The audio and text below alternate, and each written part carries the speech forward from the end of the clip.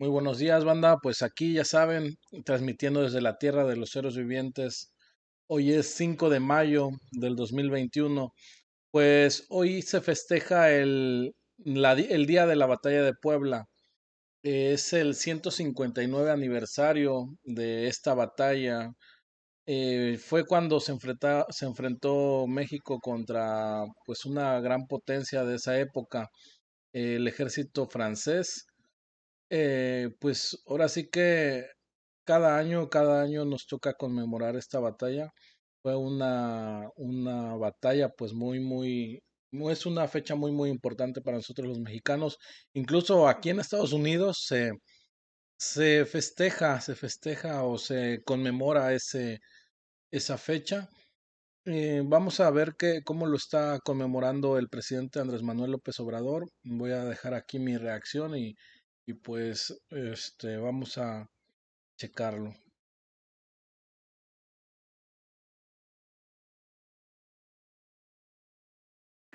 Silencio, en honor a los fallecidos por el COVID-19.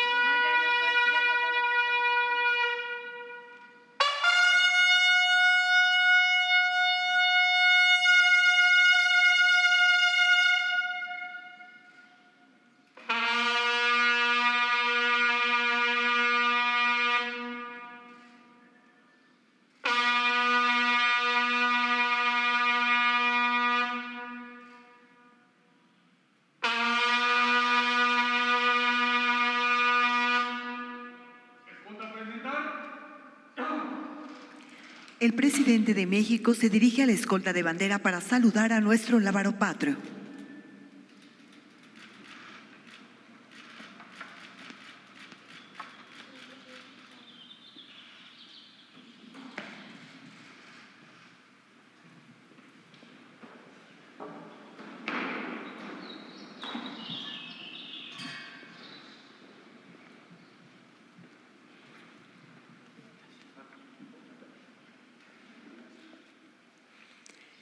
Damos inicio a esta ceremonia con los honores al presidente constitucional de los Estados Unidos mexicanos y comandante supremo de las Fuerzas Armadas.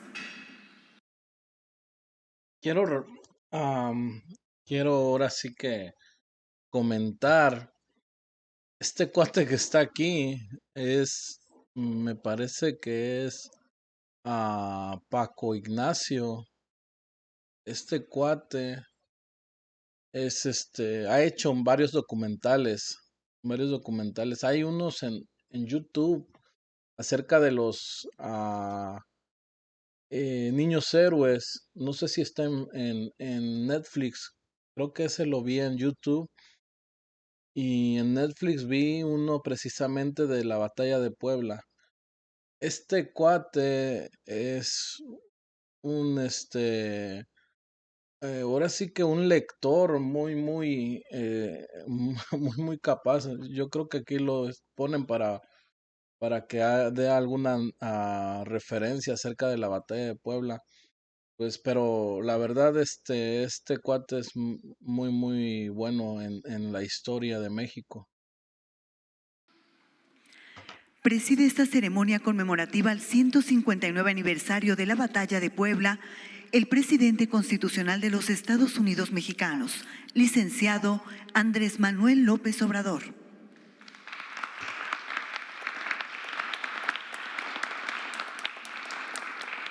Lo acompañan en la línea de honor el general Luis Crescencio Sandoval González, secretario de la Defensa Nacional, y el ciudadano Francisco Ignacio Taibo, director del Fondo de Cultura Económica. Paco Ignacio Taibo, sí, sí, sí. También contamos con la presencia de los integrantes del Gabinete Legal del Gobierno de México, representantes de medios de comunicación y quienes nos siguen por Internet a través de las redes sociales, Reciban todos la más cordial bienvenida.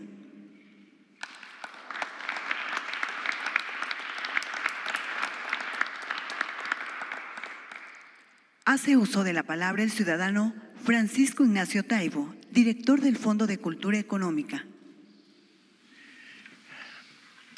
Habitualmente no creo en los milagros, pero las cosas que sucedieron ese 5 de mayo de 862, los personajes que ahí intervinieron, la forma como se conjuntaron estos materiales, obliga de repente a decir, ah caray, aquí se produjo un milagro.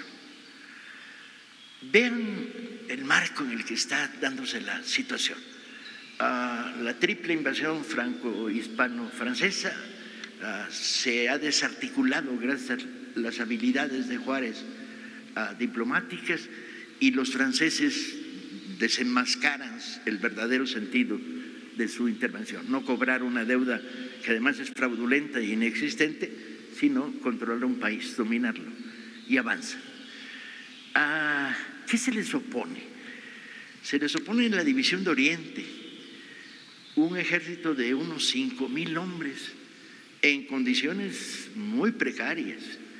Leyendo la correspondencia de Zaragoza, descubres que la mitad de ellos no traen zapatos, que no tienen rifles para todos. Hay algunos elementos de solidez en esta división de Oriente. Ven, están los compañeros de las brigadas de Zacatecas, de Querétaro, del Estado de México, y sobre todo están sus oficiales, porque los oficiales de la contraintervención vienen fogueados por la guerra de reforma, son además leídos y escribidos, son poetas, tinterillos, con formación política, son hombres de la reforma. Estos oficiales medios, tenientes, capitanes, mayores, y son la solidez de la división, que viene muy desarticulada económicamente, pasando hambres en su retirada desde Veracruz. Zaragoza trata de frenar a los franceses en Aculcingo sin lograrlo, primera derrota del ejército mexicano, y se repliega hacia Puebla intentando crear un bastión de defensa de la capital, de la Ciudad de México.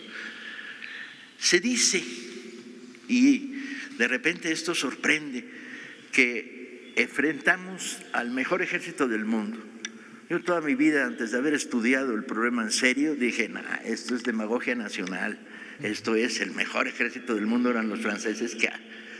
Y cuando empiezas a analizarlo, sí era el mejor ejército del mundo.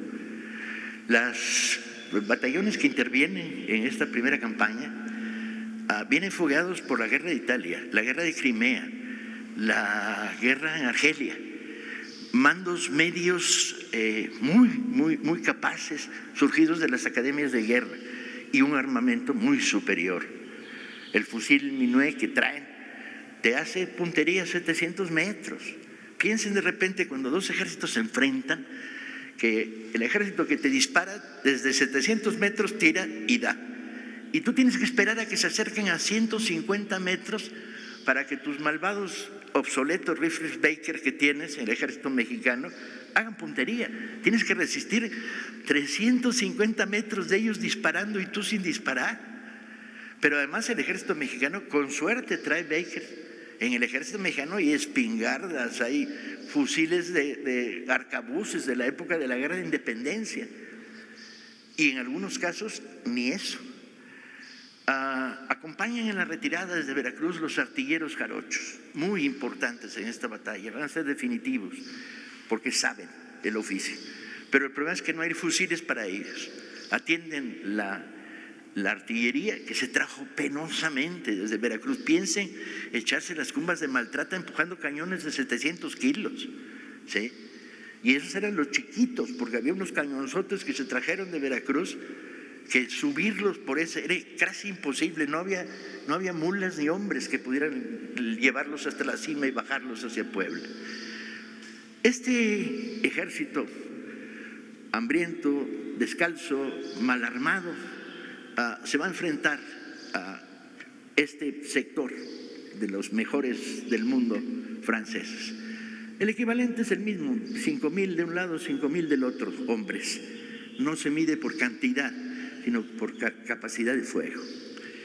De un lado, Lorenzés, el general francés, pues es un prepotente y un pedante y en lenguaje de todos los días un tarado.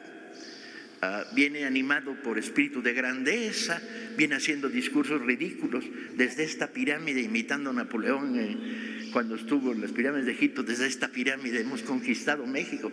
La pirámide de un túmulo funerario ahí en Veracruz no daba para más. Y viene con toda la prepotencia de un general en territorio extranjero que la primera vez que choca logra romper rápidamente el frente republicano. Del otro lado, Zaragoza. Zaragoza es todo un personaje. ¿Cómo no lo vamos a querer? ¿Cómo de veras no lo vamos a querer? Es un soldado del pueblo. Trabajaba en una sastrería. Ha sido elegido por sus hombres como guardia nacional oficial, fue subiendo en la escala. Estuvo en todas las batallas de la Guerra de Reforma. ¿Sí? Humilde, con voz finita, atiplada. No da para mucho para los discursos, lentecitos redondos de miope profundo, no da para mucho para ver de lejos, pero uniformado de una manera súper sencilla, con el paño azul del ejército mexicano, del que tiene uniforme, y un capote ahí viejo que carga sobre sí mismo, y una gorra de kepí, ¿sí? No usa camisa con entorchados, no tiene rangos. Se niega a parecerse a lo que en el pasado eran los generales de la época previa. Se niega, quiere distanciarse. Él es ejército del pueblo y lo adora el ejército. Lo adora el ejército. El ejército de Oriente, que serían llamados luego por las crónicas francesas los Zaragozas, lo adora. Porque todo el día está tratando de conseguir comida.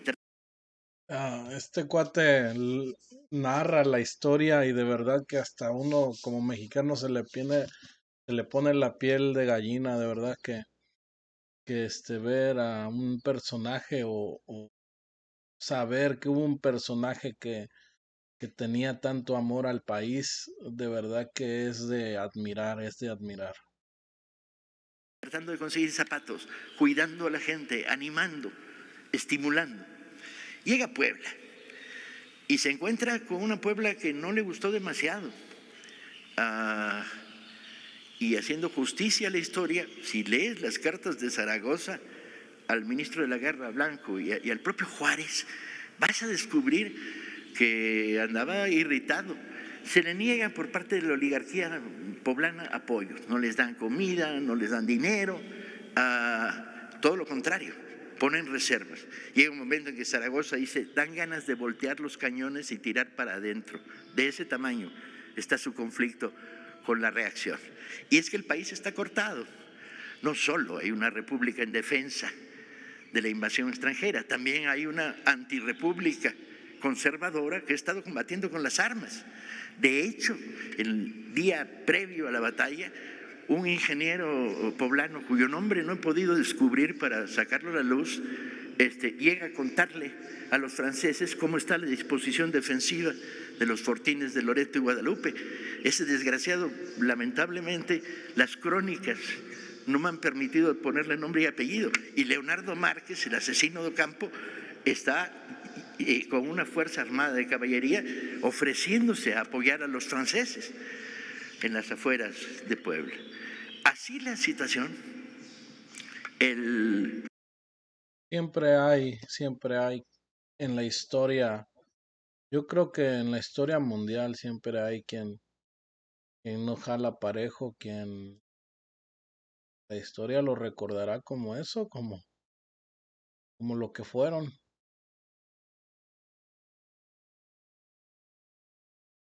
En este periodo de la cuarta transformación, igualmente hay personas así, de esa calaña, de ese tipo. El momento se vuelve terrible. ¿Qué puede hacer Zaragoza? Los famosos fortines de Loreto y Guadalupe que hoy conocemos gracias al Instituto de Antropología y a su preservación, no eran eso, eran 2 casamatas con una capillita y un pequeño muro de defensa mínimo. Lean las cartas, es verdaderamente terrible. ¿Qué pide Zaragoza a Juárez? Presidente, mándeme picos y palas para levantar la defensa desde la Ciudad de México. Los batallones de la Ciudad de México todavía no están integrados, el ejército no puede crecer, los de Sinaloa no llegan, los del Bajío no llegan. Y ahí está Zaragoza con 5,000 hombres y con la derrota de Aculcingo en las espaldas, esperando a los franceses que suben por la garita de Amozoc.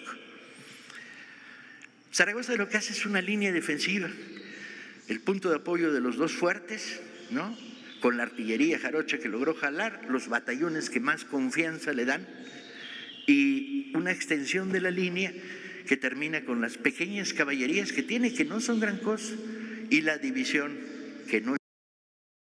Quiero recordar que, este cuate hizo un documental, me parece que está en Netflix, de la batalla de Puebla. Sale él narrando la historia y está muy bueno, lo recomiendo mucho, la verdad. Está de oaxaqueños que comanda Porfirio Díaz.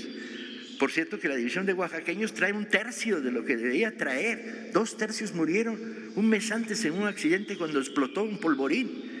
O sea, están mermados al 30%. Y entonces este frente que ocupa cuando lo ordena Zaragoza para recibir el primer impacto francés, pues es un frente de unos 4 o 5 kilómetros, 5,000 metros. Amenaza lluvia. ¿Y qué hace Zaragoza? En la madrugada del 5 recorre la línea. Imagínenselo, porque estas cosas la historia es ponerse ahí, vivir. Y se echa el discurso más loco que yo haya leído jamás en un libro de historia. Va a caballo, con su capote, su kepí, sus lentes de miope, y repite cada X metro o cada X cantidad de metros. Dice, tenemos enfrente al mejor ejército del mundo, pero nosotros somos los mejores hijos de México. Bien, Ignacio, contrólate. ¿Cómo que tenemos? ¿Cómo le dices a un ejército que lo que tiene enfrente es el mejor ejército del mundo? Y termina, pero nosotros somos los mejores hijos de México.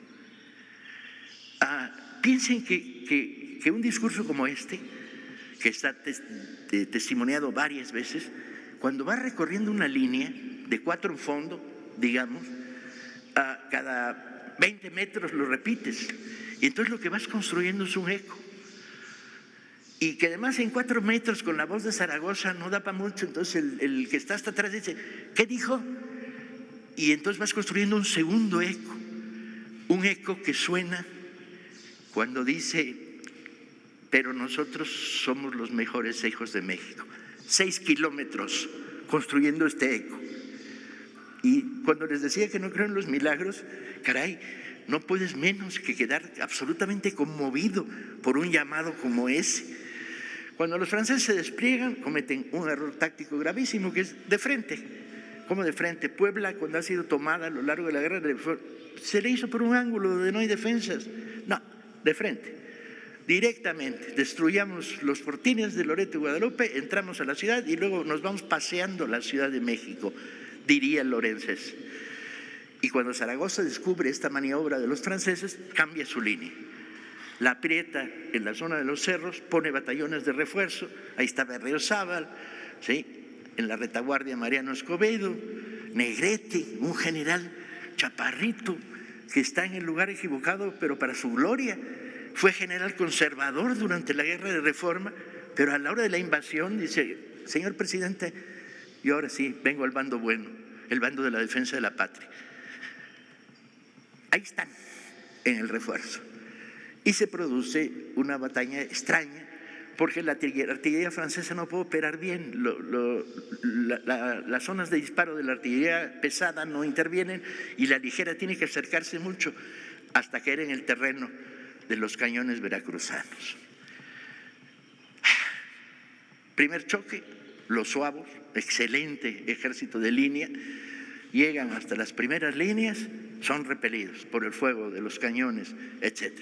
Segundo choque de los suavos, valientes y disciplinados, ¿sí? Llegan hasta la segunda línea, están a metros de las trincheras. Y ahí se producen acontecimientos que otra vez te colocan en el terreno de no me lo acabo de creer. Por ejemplo, Constantino Escalante, el gran grabador de la época, registra el momento en que un artillero veracruzano le tira una bala con la mano al suavo. Y yo dije, no, esto es heroísmo de cartón, esto es propaganda. No, hay 4 registros de testigos que cuentan como el jarocho no le dio tiempo a meter la bala en el cañón y con la bala se defiende y le hizo pomada el morrión al francés. Artilleros que además están en una situación trágica, les quitaron los fusiles porque no había para todos, entonces ellos su cañón y ahí te ves. Y si llegan hasta la primera línea, con lo que tengas, ¿sí? Repelida la segunda carga, la tercera carga, y está a punto de triunfar. Y en esos momentos claves la artillería jarocha da de sí lo que da. En términos de como se cuentan las historias, firmes como el fierro en la primera línea, los hombres de la División de Oriente, nada. Hay testimonios que cuentan como de repente los michoacanos flaquearon y algunos empezaron a correr y fueron los oficiales los que tiraron de pistola y dijeron el que retroceda lo mato, y en algunos casos dispararon contra los que huían para frenar una desbandada. Lo mismo pasa con el batallón del Estado de México, y aguanta, y aguanta. Y la tercera carga de los franceses se estrella contra las defensas de Loreto y Guadalupe. Y entonces Negrete se sube a la bardita, con lo cual ganó en estatura, y dice otro discurso de esos de no creérselo. Dice, y ahora en el nombre de Dios, primero nosotros. Es un discurso extrañísimo, ¿no? Pues en el nombre de Dios, primero nosotros, y baja. ¿Quiénes bajan con él? El sexto de Puebla, los serranos de Puebla, los que se llamarían Zacapuastlas, que no lo fueron, eran de Tetela de Ocampo, y machete en mano y descalzos en un terreno pedregoso se van sobre los suavos, y eso sí, produce la desbandada del ejército español que se ha replegado. Es el momento en que el ala de la caballería interviene y presiona, se avanzan las líneas y el ejército francés está derrotado y tiene que replegarse. Este es el país de las injusticias históricas. Durante años los mexicanos celebramos a los Zacapuastlas heroicos que ganaron la batalla del 5 de mayo.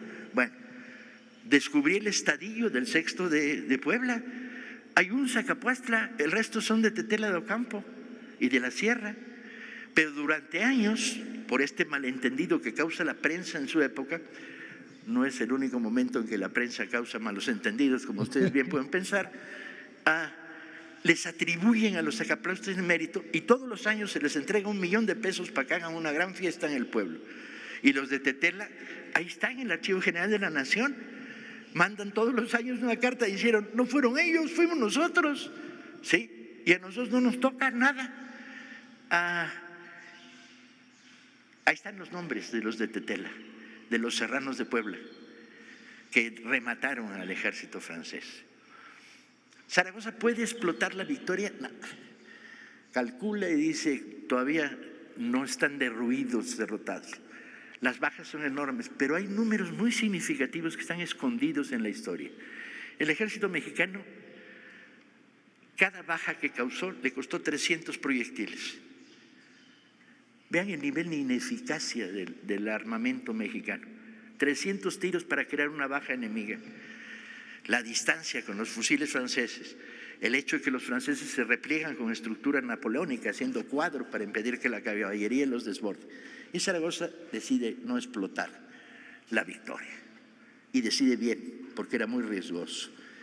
Sin embargo, se produce otro de los elementos del milagro del 5 de mayo, que es, ¿cómo se sabe esto? Zaragoza emite 3 partes de guerra conforme va produciéndose la batalla. Y estos partes de guerra entran en el telégrafo central de Puebla y viajan por telégrafo al Palacio de Comunicaciones de la Ciudad de México. Ahí Guillermo Prieto lo recibe, saca copia, le pone en la boca un mensajero copia que viene corriendo para Palacio para informarle a Juárez del mensaje de Zaragoza. Pero antes que lo conozca el presidente, los mensajes de Zaragoza los conoce el pueblo, porque Prieto sale a la ventana del Palacio de Comunicaciones a contarle. Y así llega ese famoso mensaje de las armas nacionales se han cubierto de gloria. Yo no sé ustedes si están demasiado acostumbrados a los discursos y ya no se les conmueve nada, pero yo sí me conmuevo. Y he contado esta historia 50 veces. La conté en Tetela de Ocampo, la conté en Puebla con estudiantes, y me conmueve. Me conmueve porque es el triunfo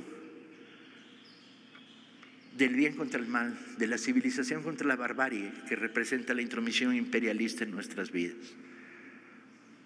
Espero que cuando repiensen la batalla del 5 de mayo, la repiensen en toda su riqueza, toda su dimensión y todo el orgullo que a mí y que a todos ustedes nos produce. Muchas gracias.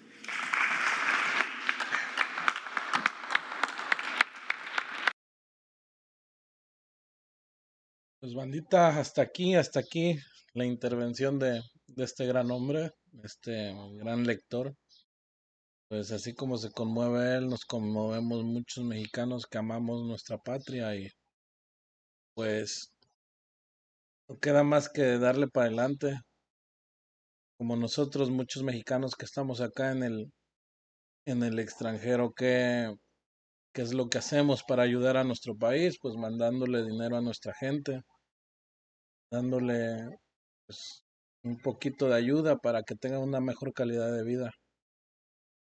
Pues chido banda y nunca nos olvidemos de nuestra historia que es muy rica y muy nutriente el saber todas estas historias para que nos sientamos más orgullosos cada día de ser mexicanos, ser lo que somos, no tratar de ser nadie más, simplemente ser pues lo que somos, somos mexicanos. Suscríbete bandita, dale un like y pues si no te gusta mi contenido, dale un dislike. Hasta luego y nos vemos en el siguiente video.